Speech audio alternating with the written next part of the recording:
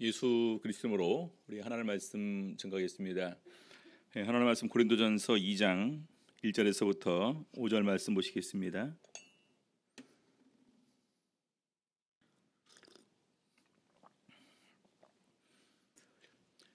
고린도전서 2장 1절에서부터 5절 같이 읽겠습니다. 형제들아, 내가 너희에게 나아가 하나님의 증거를 전할 때에 말과 지혜의 아름다운 것으로 아니하였나니 내가 너희 중에서 예수 그리스도와 그의 십자가에 못 박히신 것 외에는 아무것도 알지 아니하기로 작정하였습니다. 내가 너희 가운데 거할 때에 약하며 두려워하며 힘이 떨었노라. 내 말과 내 전도함이 지혜의 고난한 말로 하지 아니하고 다만 성령의 나타남과 능력으로 하여 너희 믿음이 사람의 지혜에 있지 아니하고 다만 하나님의 능력에 있게 하려 하였노라. 오늘 이 시간에는 그리스도와 십자가라는 제목으로 오늘 말씀 가지고 은혜 나누는 시간 갖도록 하시겠습니다. 고린도전서 1장에서 분쟁이 있을 때 우리 사도 바울은 몇 가지를 얘기를 했습니다. 첫 번째는 누가 너희를 위해서 십자가에 못 박혔냐. 예수 그리스도께서 우리를 위해서 십자가에 못 박히셨다. 그래서 우리 이 구원에 우리가 참여하게 되는 것은 예수 그리스도의 십자가로 인해서 우리가 구원에 참여하게 된 것을 분명히 이렇게 밝히고 있습니다. 그리고 자기는 세례를 별로 주지 않았다. 예수님께서 나를 보내심은 세례를 주기 위해서 나를 보내신 것이 아니라 복음을 전하기 위해서 나를 보내신 것이다. 그래서 세례보다 더 중요한 것, 먼저 선행돼야 될 것이 복음을 바로 깨닫는 것이 더 중요한 것임을 얘기를 했습니다. 자, 그러면서 계속해서 이어서 십자가의 도가 멸망하는 자들에게는 미련한 것이지만 구원을 얻는 우리에게는 하나님의 능력이 되는 것이다.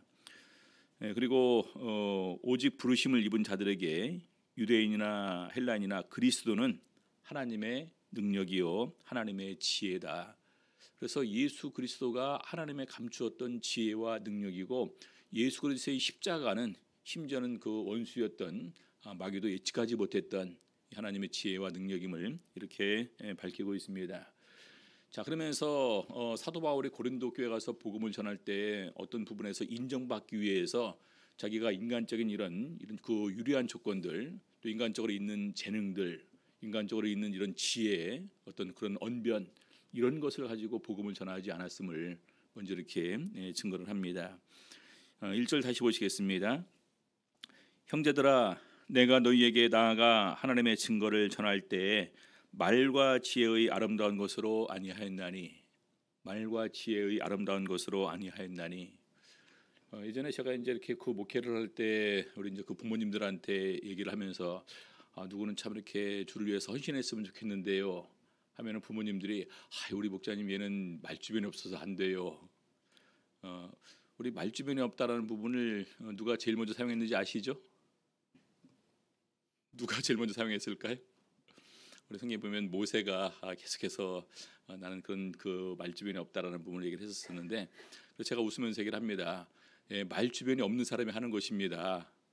왜냐면은 이런 그 지혜로운 말과 언변으로 복음을 전하는 것이 아니라 하나님께서 나에게 주시는, 나에게 깨닫게 하시는 이런 복음의 내용으로 우리가 복음을 전하는 것이지, 이 세상에서 이렇게 여러 가지 뭐 합리적으로, 뭐 철학적으로, 논리적으로 이렇게 해서 전하는 것이 아닙니다. 이렇게 얘기를 합니다.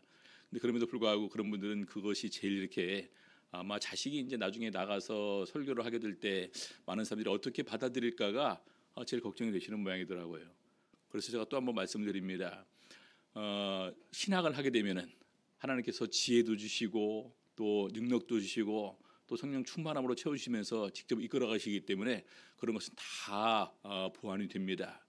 하나님께서 모세를 쓰시면서 심지어는 아론을 더해 주시고 이렇게 하시는 것처럼 아무튼 하나님께서 종으로 쓰시게 될 때 다 나름대로 준비를 해주시면서 또 도와주시면서 한 걸음 한 걸음 이끄시면서 가시니까 걱정하지 마시라. 그래서 저희가 그런 부분에서 정말 인간적인 이런 부분들을 빨리 이렇게 떨쳐버려야 되겠다라는 생각을 가지게 됩니다. 자, 그러면서 고린도전서 2장 2절 보니까요. 그러면 사도 바울은 뭘 전했냐라는 부분 두 가지를 얘기를 하고 있습니다. 고린도전서 2장 2절입니다. 내가 너희 중에서 예수 그리스도와 그의 십자가에 못 박히신 것 외에는 아무것도 알지 아니하기로 작정하였습니다. 예수 그리스도와 그의 십자가에 못 박히신 것 외에는 아무것도 알지 아니하기로 작정하였습니다. 우리 성도님들, 만약에 우리가 이제 그 어느 교회에 가서 이제 가르치거나 설교를 하거나 또는 이제 그 강의를 하거나 이렇게 하게 될 때 일단 제목이 두 가지로 조졌습니다. 3시간은 예수에 대해서 설교하시고 3시간은 십자가에 대해서 이렇게 설교를 하세요. 그러면 이제 어떻게 준비하실랍니까? 마음속으로 한번 이렇게 준비를 해보시기 바랍니다. 만약에 3시간 예수 그리스도에 대해서, 십자가에 대해서 저희가 이렇게 영혼회를 가게 되면은요, 영혼회는 복음을 전하는 시간이지 않습니까? 그래서 가장 중요한 것이 예수 그리스도와 십자가에 대해서 전하고, 더 나아가 이제 부활에 대해서 증거를 하고, 또 천국과 영생에 관해서 증거를 할 것입니다. 그런 부분들을 어떻게 우리가 논리적으로, 철학적으로 증거할 수 있을까요? 우리 성도님들, 논리적, 철학적으로 증거하면 믿을까요?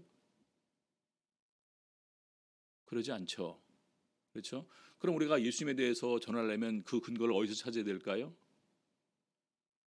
사복음서에 있는 성경 그 예수님의 말씀, 또 구약 성경에 예언된 예수 그리스도에 대한 그런 그 예언들, 또 구약 성경에 예언된 것이 어떻게 성취가 되는가, 또 예수님께서는 왜 십자가에 못 박히셔야 되는가, 또 십자가에 못 박히심을 통해서 우리를 위해서 어떤 일을 이루어 주셨는가, 결과적으로 성경에 있는 그 내용 그대로 우리는 전할 수밖에 없을 것입니다. 그렇죠?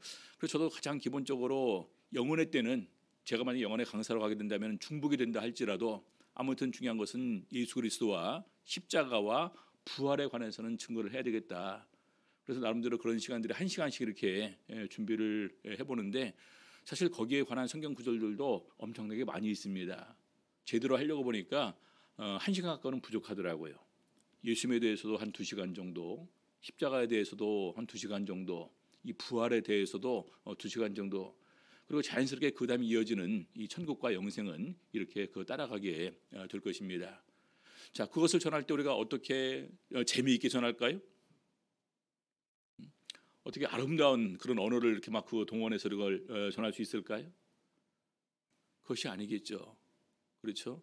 그래서 바울사들은 순수하게 자기가 알게 된 예수 그리스도, 자기가 만나게 된 예수 그리스도, 자기가 체험한 예수 그리스도의 능력을 우리 사도 바울은 전할 수밖에 없었던 것입니다. 그래서 예수 그리스도와 그다음에 두 번째는 그의 십자가에 못 박히신 것 외에는 아무것도 알지 아니하기로 작정하였습니다. 그 이유는 우리가 잘 알고 있습니다. 왜 사도 바울이 그런 마음을 가졌을까요? 알지 아니하기로 작정하였습니다. 먼저 우리가 잘 아시는 바와 같이 사도행전에 우리 사도 바울이 복음 전파 여행을 다닐 때 2차 전도 여행 때 먼저 간 곳이 이제 아덴이었습니다. 아덴. 오늘날로 말하면 아테네에 가서 이렇게 복음을 전하는데, 그때 당시에 유명한 철학 사상이 이제 에피쿠로스 학파와 스토아 학파, 쾌락주의자와 이성주의자라는 이런 그 철학 사상이 많이 이렇게 유행할 때입니다. 또 심지어 우리 신학에서는 영지주의라는 이런 그 어떤 지식 위주의 이런 그런 그 사상이 나오는 그런 시기인데, 이때 사도 바울이 거기에 서서 이렇게 복음을 증거합니다. 잠깐 읽어보면서 부분 설명을 드리도록 하겠습니다. 사도행전 17장 22절부터 보시겠습니다. 바울이 아레오바고 가운데 서서 말하되 아덴 사람들아, 너희를 보니 범사에 종교성이 많도다. 종교성이라는 것은 우리 사람이 신을 찾고자 하는 그런 그 본성을 갖다가 종교성이라고 이렇게 이야기를 합니다. 전 세계적으로 우리나라 사람들도 종교성이 강한, 종교성이 많은 민족 중에 하나입니다. 그 이유를 얘기를 할 때 우리나라에 들어와서 실패한 종교가 별로 없어요. 그렇죠? 종교성이 굉장히 우리나라도 많은 그런 나라입니다. 자, 그러면서 범사에 종교성이 많다. 내가 두루 다니며 너희의 위하는 것들을 보다가 알지 못하는 신에게라고 새긴 단도 보았으니, 수많은 신상들이 있고 거기에 이름이 이렇게 기록이 되어 있었는데 어느 것을 보니까 신상이 있고 그 이름이 알지 못하는 신에게라고 써 있었습니다. 왜 그랬을까요? 우리가 이런 세계의 모든 천지 만물을 주관하시고 다스리는 신이 있는데 우리가 존재하는 신을 우리가 만나지 못해서 그분을 섬기지 않고 그분에게 제사를 드리지 않으면 그분이 우리에게 저주를 주면 어떻게 하냐. 그래서 혹시 우리가 만나지는 못했지만 존재하시는 분이 있다면은 우리가 그분을 섬겨야 되겠다. 그래서 제목이 이름이 알지 못하는 신에게라고 이렇게 이름을 기록을 해놓은 것입니다. 자, 그래서 그런즉 너희가 알지 못하고 위하는 그것을 내가 너희에게 알게 하리라. 접근 참 멋지지 않습니까? 그렇죠? 자, 그래서 이제 하나님에 대해서 소개를 합니다. 24절부터 우주와 그 가운데 있는 만유를 지으신 신께서는 천지의 주제시니 손으로 지은 전에 계시지 아니하시고 만유를 지으신 분은 천지를 주관하시는 분이시다. 그래서 우리 인간이 손으로 지은 전에 이렇게 거기에 가둬서 그 안에만 계시는 분이 아니시다. 25절 또 무엇이 부족한 것처럼 사람의 손으로 섬김을 받으시는 것이 아니니 우리 사람들은 보통 생각할 때 우리가 잘 해드려야지만 그분이 나에게 잘해준다라고 생각을 하시는데 아니다. 오히려 반대다. 오히려 반대로 만민에게 생명과 호흡과 만물을 친히 주시는 분이시다. 여러분 신이 더욱더 능력이 있고 이런 모든 것을 창조하시고 주관하시는 분이 우리한테 줄 수 있는 게 더 많지. 우리가 그분한테 무엇을 드린들 그분이 만족하면서 흡족해하면서 받을 수가 있을까요? 그렇죠? 자, 26절 그래서 인류의 모든 족속을 한 혈통으로 만드사 온 땅에 거하게 하시고 저희의 연대를 정하시며 거주의 경계를 하나셨으니 우리 모든 사람들을 사실은 한 혈통으로 만드셨고 우리가 사는 곳을 정해주셨고 심지어 이렇게 우리의 연대까지도 다 친히 정해주신 분이시다. 우리들의 어떻게 보면은 생사화복을 친히 주관하시는 분이심을 이렇게 말씀하시고 있습니다. 자, 그러면서 27절 이는 사람으로 하나님을 혹 더듬어 찾아 발견케 하려 하심이로되 그는 우리 각 사람에게서 멀리 떠나 계시지 아니하시도다. 그래서 천지 만물을 통해서 사실은 하나님을 찾고 만나고 발견할 수 있는 여지를 우리에게 남겨놓으셨다라는 것입니다. 자, 계속해서 28절 보겠습니다. 우리가 그를 힘입어 살며 기동하며 있느니라. 너희 시인 중에도 어떤 사람들의 말과 같이 우리가 그의 소생이라 하니 이와 같이 우리가 신의 소생이 되었은즉 신을 금이나 은이나 돌에다 사람의 기술과 고안으로 새긴 것들과 같이 여길 것이 아니니라. 친히 이런 모든 것을 창조하시고 주관하시고 우리에게 생명과 호흡을 친히 주시는 분이신데 심지어는 사람들이 얘기하기를 우리가 신의 자녀다, 신의 아들이다라고 얘기를 하면서 왜 우리는 신을 그러면 금이나 은이나 나무나 이런 것으로 신상을 만들어서 그분을 섬기냐? 그럴 것이 아니다라는 얘기겠죠.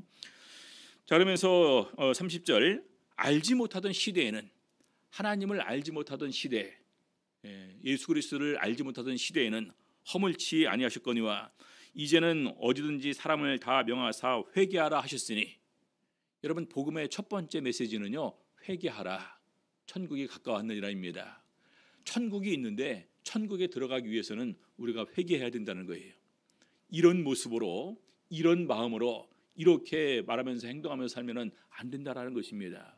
그래서 복음의 첫 번째 메시지는 회개하라 천국이 가까웠느니라 했습니다.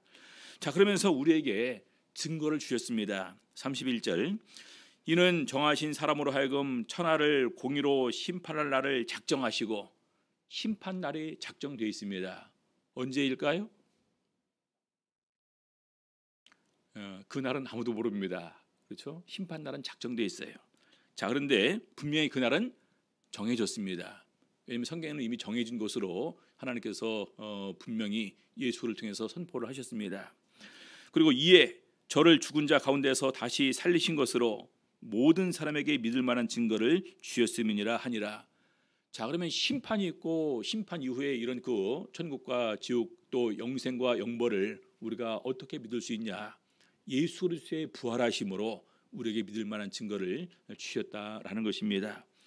자, 그래서 부활을 몇 가지 증거하니까 반응이 이랬습니다. 32절 저희가 죽은 자의 부활을 듣고 혹은 기록도 하고 혹은 이 일에 대하여 네 말을 다시 듣겠다 하니 이게 그들의 반응이었습니다. 죽은 자의 부활을 듣고 혹은 기롱도 하고, 기롱은 조롱했다라는 것입니다. 사람이 죽으면 끝이지 뭔 부활이 어디 있냐. 그리고 죽으면 끝이지 무슨 천국과 영생이 어디 있냐. 또 심지어 어떤 사람들은 이 일에 대하여 내 말을 다시 한번 더 들어보자, 이런 반응이 있었고, 그중에 몇 사람들은 또 믿는 사람도 있었음을 얘기를 하고 있었습니다. 자, 그리고 나서 이 아덴을 떠나서 그 다음 간 곳이 바로 고린도예요. 고린도. 그래서 고린도에 가서는 아덴처럼 이렇게 이 사람들과 철학적으로 변론하면서 복음을 전할 것이 아니다. 그냥 내가 알고 있는, 내가 믿게 된 그 예수 그리스도와 그분이 우리를 위해서 죽으신 이 십자가만 전해야 되겠다라는 이런 결심을 사도 바울이 다시 이렇게 가지게 된 것입니다. 자, 그러면서 바로 다시 이제 보게 되면은요, 이 내가 너희 중에서 예수 그리스도와 그의 십자가에 못 박히신 것 외에는 아무것도 알지 아니하기로 작정하였습니다. 우리 사도 바울이 제일 충격을 받은 것이 뭔지 아시죠? 아시는 바와 같이 예수님께서 십자가에 못 박혀 돌아가셨습니다. 그리고 부활하셨습니다. 처음에 사도 바울이 믿었습니까? 안 믿었습니까? 사울이라는 이름을 가지고 있을 때 믿지 않았어요. 오히려 예수 믿는 사람들을 잡아다가 옥에 가두고, 또 형벌을 할 때 찬성표를 던지고, 또 심지어는 다메섹까지 가서 거기서 예수 믿는 사람들을 잡아다가 옥에 가두기 위해서 이런 편지를 가지고 이렇게 갈 정도로 그렇게 극적으로 열심히 했던 사람이었습니다. 자, 근데 그가 예수 그리스도를 만났어요. 어떤 분을 만났습니까? 부활하신 예수 그리스도를 만났습니다. 예수 그리스도의 계시를 친히 듣고 십자가의 비밀을 깨닫게 됩니다. 예수 그리스도의 비밀을 깨닫게 됩니다. 예수님께서 특별히 알려주는 이 비밀을, 계시를 통해서 알게 되면서 이방인의 구원이 이미 오래전에 하나님의 섭리 아래서 계획되고 준비되고 있음을 깨닫게 되고, 오늘 자신이 부름받은 이유가 이방인의 구원을 위해서 부름받았다는 사실을 철저하게 깨닫게 됩니다. 그래서 이 십자가가 아니면 정말 우리가 아무것도 아니구나라는 사실을 철저하게 이렇게 깨닫게 되는 것입니다. 먼저 우리 고린도전서 1장 18절, 저번에 우리 십자가의 도에 관해서 이렇게 얘기를 했는데요. 십자가의 도가 멸망하는 자들에게는 미련한 것이요 구원을 얻는 우리에게는 하나님의 능력이라. 여러분, 십자가는 저주의 형벌입니다. 가장 잔혹한, 용서받을 수 없는 이런 죄인들을 죽일 때 이 십자가에 달아서 이렇게 죽이고, 나무에 달린 자마다 저주를 받은 것으로 이렇게 간주를 합니다. 많은 사람들한테 이 부분을 전하죠. 신이 인간을 구원하시기 위해서 이 세상에 오셔서 십자가에 달려 돌아가셨다. 우리 인간적인 사고와 합리적인 사고, 철학적, 논리적으로 이렇게 증명하는 사람들은 기본적으로 신이면 우리 인간보다 더욱더 강한 존재인데, 더 뛰어난 존재인데, 오히려 우리 인간에게 생명과 화와 복을 줄 수 있는 분인데 어떻게 신이 우리 인간에게 잡혀서 죽을 수 있냐. 이건 이해가 되지 않는다. 또 그렇게 나약한 신, 그렇게 무능력한 신을 우리가 어떻게 믿을 수 있냐. 그렇죠? 미련한 것입니다. 야, 그런 것을 믿냐? 근데 구원을 얻는 우리들에게는 이것이 바로 하나님의 능력이 된다라는 것입니다. 로마서 6장 6절 보니까 우리 사도 바울은 십자가의 비밀을 깨달은 부분을 이렇게 얘기를 하면서, 사실은 예수님께서 십자가에 달려 돌아가신 것이 예수님께서 돌아가신 것이 아니라 내가 사실은 죽은 것이다. 예수와 함께 죽었음을 이렇게 증거를 하는 가운데에서 로마서 6장 3절, 4절, 5절을 보게 되면요, 함께 죽고 함께 장사되고 함께 부활에 참여한 자가 된다, 이렇게 설명을 합니다. 그리고서 6절에서 이렇게 설명하는 것입니다. 로마서 6장 6절, 우리가 알거니와 우리 옛사람이 예수와 함께 십자가에 못 박힌 것은 죄의 몸이 멸하여 다시는 우리가 죄에게 종노릇하지 아니하려 함이니. 우리 옛사람이 예수와 함께 십자가에 못 박혔다라는 것입니다. 그 이유가 뭐냐? 이것은 우리가 죄에 대해서 죽는 거라는 거예요. 우리의 죄된 몸이 죽으면서 다시는 우리가 이제 죄에게 종노릇하지 않고 진정으로 주 안에서 영적인 자유와 기쁨을 온전히 누릴 수 있도록 하기 위해서 십자가에 우리가 죽었다, 이렇게 얘기를 하는 것입니다.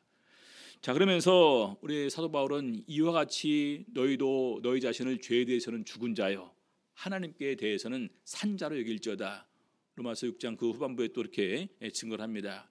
그의 죽으심은 죄에 대해서 죽으심이요 그의 살으심은 하나님께 대하여 살으심이니 이와 같이 너희도 죄에 대해서는 죽은 자요 하나님께 대하여는 산 자로 여길지어다.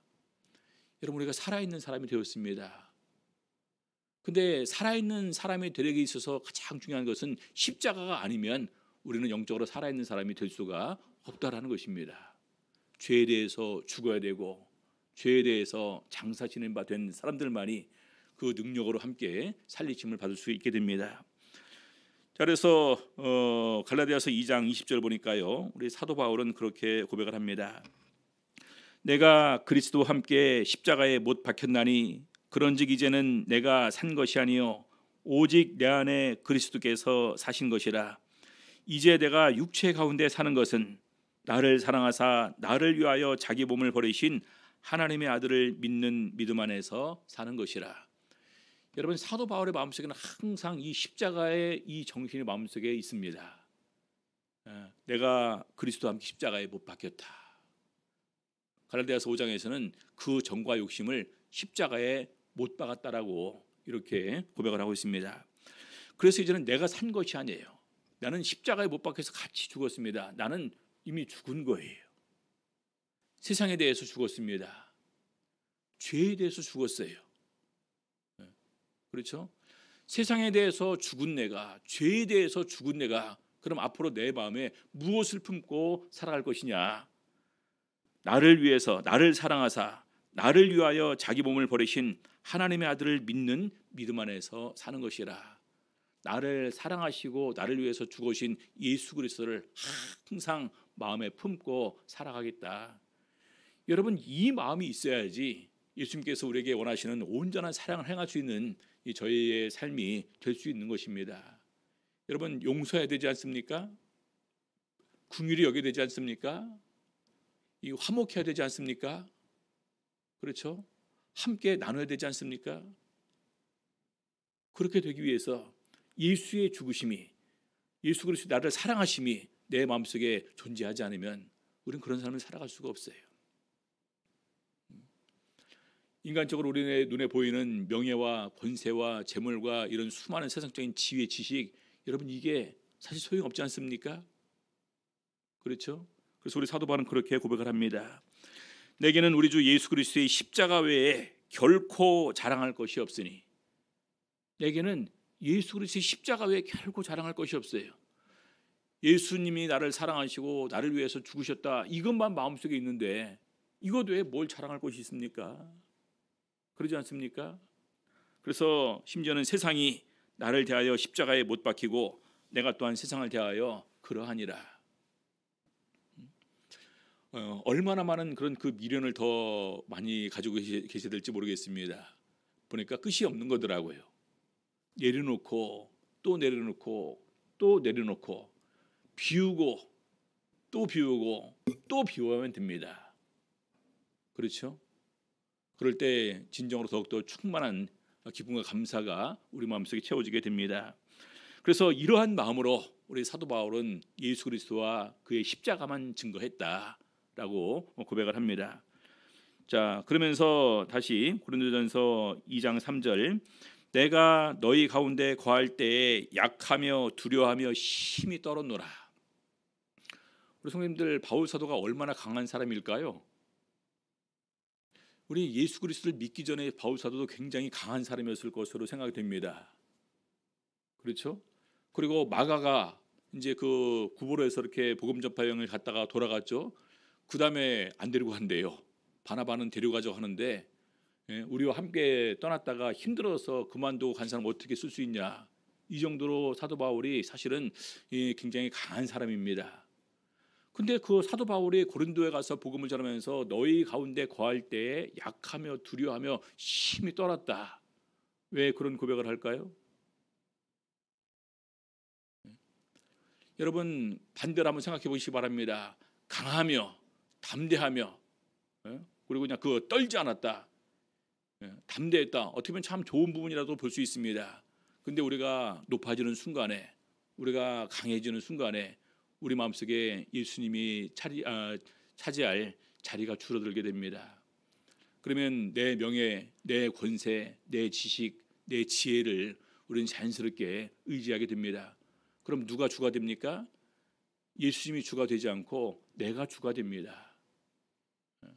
예수님은 사라지고 내가 전면에 나오게 됩니다. 그래서 나로 인해서 복음이 가려울까 염려가 돼서 오히려 그런 가운데서 약하며 두려워하며 힘이 떨었다. 이것은 바울 사도가 철저히 겸손해지고 낮아졌음을 말하고 있는 것입니다. 고린도서 10장 1절에 보니까 이렇게 증거를 합니다. 너희를 대하여 대면하면 겸비하고, 그렇죠? 너희를 대하여 대면하면 겸비하고 떠나 있으면 담대한 나 바울은 떠나 있으면 어떻게 담대합니까? 떠나 있으면 사도 바울이 하는 것은 편지를 써서 보내는 수밖에 없어요. 근데 그 편지글은 엄청나게 힘이 있고 강하게 그들을 질책하고 책망하고 이런 논지로 썼습니다. 자, 그래서 고린도서 10장 9절 11절 보니까 이는 내가 편지들로 너희를 놀라게 하려는 것 같이 생각지 않게 함이니 저희들 말이 그 편지들은 중하고 힘이 있으나 그 몸으로 대할 때는 약하고 말이 시원치 않다 하니.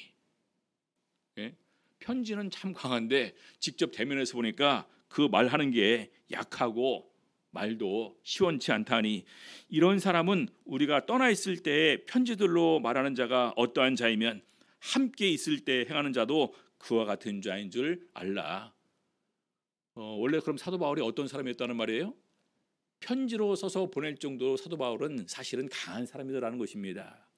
그런데 고린도 교회에서 복음을 전할 때에는 복음을 위해서 오히려 약하고 두려워하고 힘이 떨면서 겸비한 모습으로 자신을 이렇게 표현했음을 얘기를 하고 있습니다. 자, 그러면서 그럼에도 불구하고 이제 나중에 두 번째 대면했을 때와 같이 두 번째 대면에서 그들에게 권했음에도 불구하고 듣지 않았거든요. 그래서 내가 다시 가면 이제는 용서하지 않겠다. 그렇게 이제 강하게 또 이렇게 얘기를 합니다. 13장 10절 보겠습니다.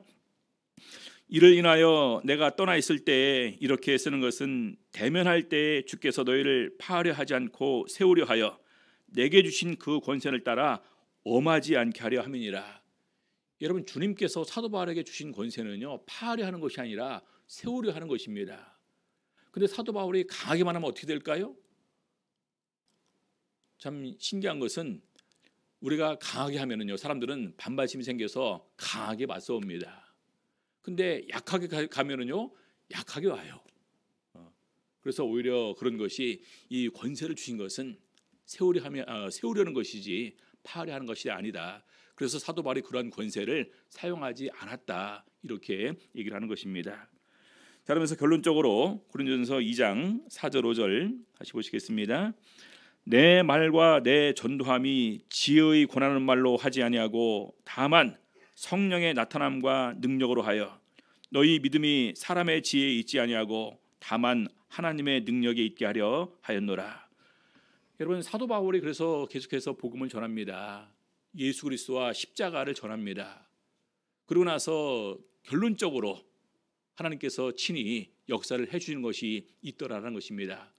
표적이 있고 기사가 있고 여러 가지 능력이 있고 성령의 친히 나누신 것으로서 하나님께서 함께 증거해 주시더라는 것입니다.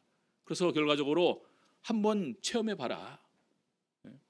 우리 중국은 가서 이제 몇 군데 교회를 가서 보니까 목자님이 많이 오지를 않습니다. 많이 오면 1년에 4번 온대요. 그럼 그들의 수요일 날, 금요일 날, 토요일 오전 오후 예배를 어떻게 볼까요?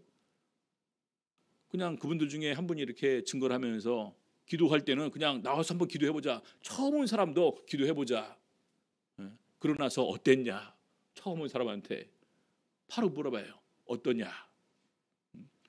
그래서 그런 식으로 해서 처음 와서 성령 받고 인정하고 신앙생활하는 사람들이 많이 있는 것을 보면서 우리들의 믿음이 우리의 그 전하는 말, 지혜로운 말, 아름다운 말이 아닌 복음은 복음대로 증거를 하고 그와 함께 하시는 하나님의 능력이 있는 것이구나 라는 사실을 철저하게 사도 바울이 깨달은 것입니다.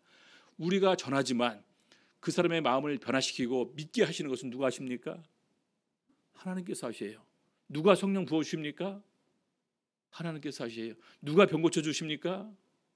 하나님께서 하시는 것입니다. 누가 귀신 쫓아냅니까?